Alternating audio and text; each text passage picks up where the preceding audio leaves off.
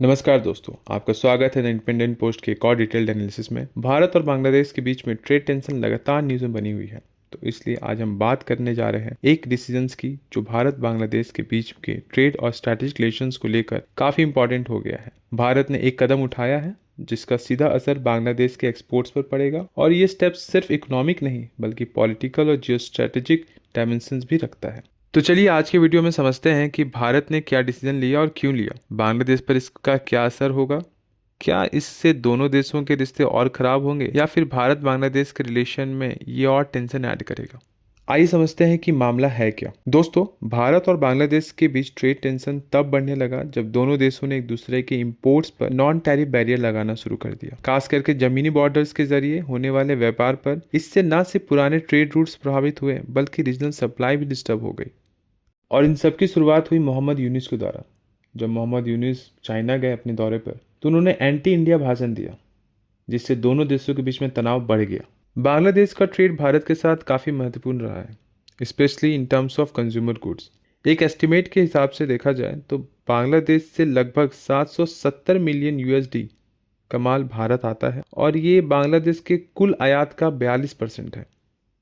त्रिपुरा के अखौरा बॉर्डर से लेकर मेघालय के दवकी तक कई लैंड कस्टम स्टेशन हैं, पर रोज बांग्लादेशी ट्रक्स एंटर करते थे readymade garments, plastic products, food items और दूसरे कंज्यूमर ग्रेड माल लेकर, जिनमें से $618 मिलियन का तो सिर्फ रेडीमेड गारमेंट्स भारत आता है, और अन्य चीज़ों का बात करें तो उनका आयात $153 मिलियन का है।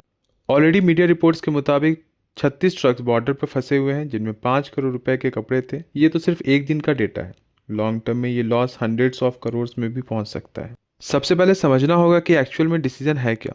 दोस्तों, 17 मई 2025 को भारत के डीजीएफटी यानी directorate general of foreign trade ने एक मेजर डिसीजन लिया। अब बांग्लादेशी गारमेंट्स और कंज्यूमर प्रोडक्ट्स जमीनी रास्तों से भारत में एंटर नहीं कर सकते। उन्हें सिर्फ दो स्पेसिफिक सी पोर्ट्स, नवा सेवा जो कि मुंबई में है, और श्यामा प्रसाद मुखर्जी पोर्ट जो कि कोलकाता में है, इन्हीं दोनों सी पोर्ट्स के जरिए ही लाया जा सकता है।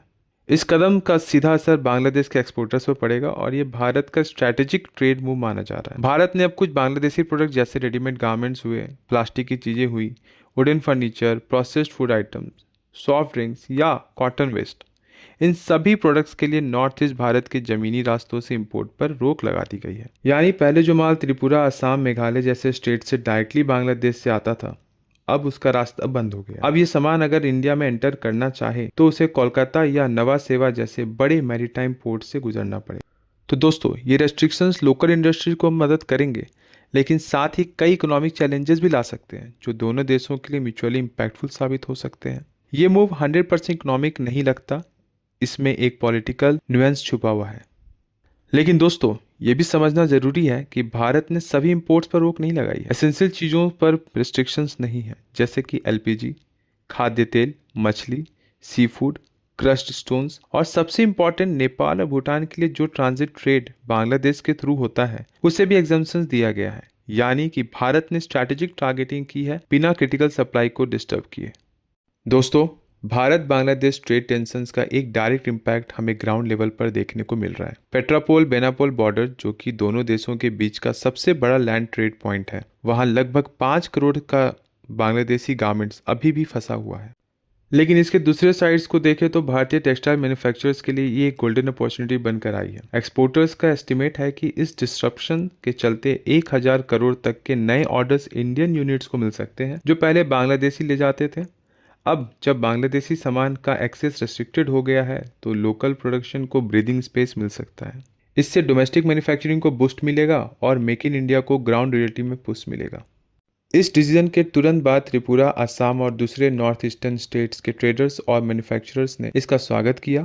उनका कहना था कि बांग्लादेशी माल सस्ता होने की वजह से लोकल इंडस्ट्री काफ़ी स्ट्रगल कर रही थी। आपको जानकर हैरानी होगी कि कई छोटी कपड़ों की मिल्स और प्लास्टिक यूनिट्स त्रिपुरा में बंद होने के कगार पर थे, क्योंकि लोकल प्रोडक्ट्स मार्केट में टिक नहीं पा रहे थे। हाँ, लेकिन इसका एक इम्पैक्ट आप और हम जैसे कंज्यूमर पर भी पड़ेगा। रिटेल में विंटर सीजन के कपड़ों की कीमत 2 से 3% तक बढ़ सकती है, क्योंकि बांग्लादेश से कंपटीशन कम हो गया है। तो ये पूरा सिनेरियो एक तरफ एमएसएमई के लिए फायदे का है, तो दूसरी तरफ आम ग्राहक के लिए महंगा हो गया। ये समझना जरूरी है कि डिसीजन के पीछे की पूरी कहानी क्या है। कुछ महीने पहले बांग्लादेश की तरफ से एक ऐसा कदम उठाया गया जिसमें उन्होंने भारत से आयात होने वाले धागे और चावल पर रिस्ट्रिक्शंस लगा दिया।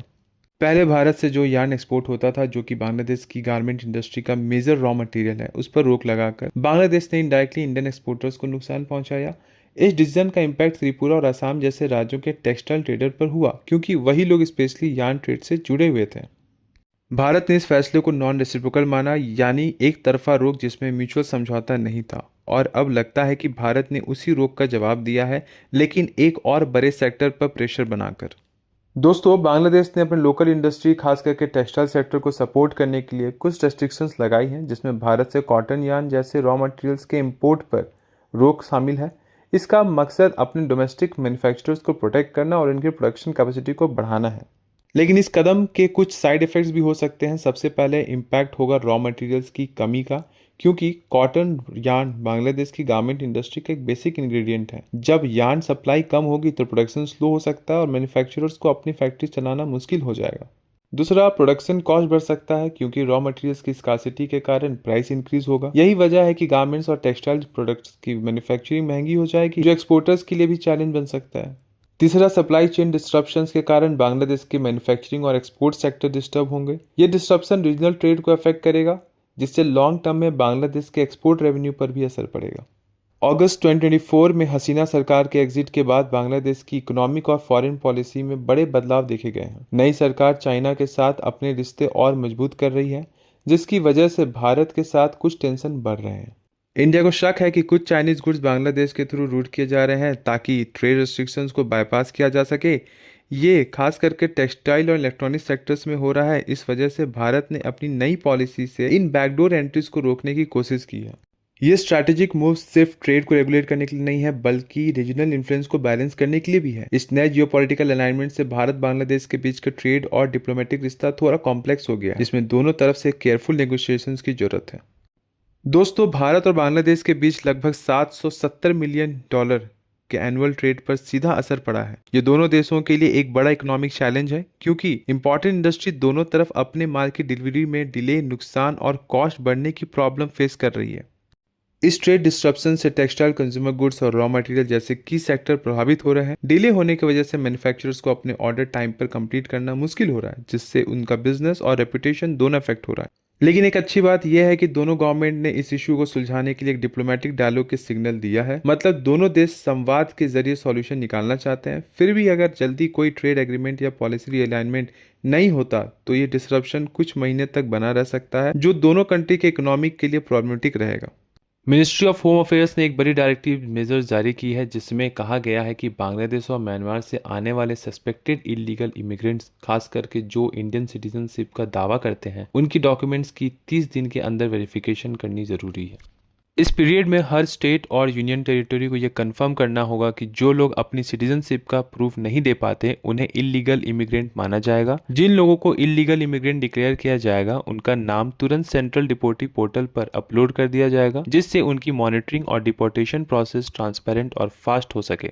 ये स्टेप इलीगल इमिग्रेशन को रोकने और देश की सुरक्षा को मजबूत बनाने के लिए बहुत महत्वपूर्ण है। इससे पता चलेगा कि कौन असली सिटीजन है और कौन देश की सीमाओं का गलत फायदा उठा रहा है। भारत सरकार ने इलीगल बांग्लादेशी इमिग्रेंट के खिलाफ एक सख्त कदम उठाया है। मिनिस्ट्री ऑफ होम अफेयर्स ने एक अम्ब्रेला प्रोब शुरू किया, जिसमें पूरे देश के स्टेट्स और यूनियन टेरिटरीज को इंस्ट्रक्ट किया गया कि वो ऐसे केसेस की गहराई से जांच करें। स्पेशल फोकस एजेंट्स पर है जो इमिग्रेंट्स को फेक आईडी या फोर्स डॉक्यूमेंट बनवाकर इलीगल एंट्री में मदद करते हैं। सस्पिशियस आधार कार्ड्स की भी रीवेरिफिकेशन चल रही है, ताकि असली और नकली आइडेंटिटी को अलग किया जा सके। जो इलीगल इमिग्रेंट्स पकड़े जा रहे हैं उन्हें डिटेंशन सेंटर में रखा जा रहा है, जहां उनका डिपोर्टेशन प्रोसेस चलता है। ये सब इंडिया के फॉरेनर्स एक्ट 1946 के तहत हो रहा है, जो सरकार को अधिकार देता है कि वो इलीगल इमिग्रेंट्स को डिटेक्ट, डिटेन और डिपोर्ट कर सके। ये मेजर्स देश की सुरक्षा और लॉ एंड ऑर्डर बनाए रखने के लिए बहुत ज़रूरी है। अब ये समझना भी ज़रूरी है कि क्या ये डिसीजन भारत ने सिर्फ इकोनॉमिक इंटरेस्ट के लिए लिया है, या फिर इसके पीछे भारत का कोई स्ट्रैटेजी भी छुपा है। यहाँ एक पॉलिटिकल कॉन्टेक्स्ट इंपॉर्टेंट है। 2024 के आखिरी महीने में बांग्लादेश के कुछ पॉलिटिशियंस ने पब्लिक स्टेटमेंट दिए थे कि अगर भारत का एटीट्यूड फ्रेंडली नहीं रहा तो नॉर्थ ईस्ट भारत को लैंडलॉक बनाया जा सकता है, यानी कि बांग्लादेश की जमीन से भारत के नॉर्थ ईस्टर्न स्टेट्स को मिलाने वाली कनेक्टिविटी बंद हो सकती है। अब भारत ने जब ये सुना तो उसने इस बात को लाइटली नहीं लिया। नॉर्थ ईस्ट भारत के लिए बांग्लादेश की कनेक्टिविटी ज़रूरी है, लेकिन बांग्लादेश के लिए भारत का मार्केट उससे ज़्यादा इंपॉर्टेंट है। तो भारत ने इनडायरेक्टली एक मैसेज दिया कि अगर आप कनेक्टिविटी का थ्रेट दोगे तो हम आपके एक्सेस को इंडियन मार्केट में लिमिट कर देंगे।